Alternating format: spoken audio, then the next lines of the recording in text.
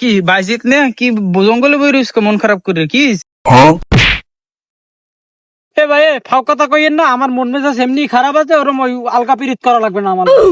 না তোর তো এখানে থার কথা না, তোর থার কথা মার্কেটে, তুই এখানে বই রইস ঘটনা খুললে খদি। হ্যাঁ ঠিক আছে, আমার মার্কেটে থাকার কথা, এই সময় মার্কেটে যাওয়ারও চিন্তা ভাবনা করছিলাম, কিন্তু ভাই টাকা নাই।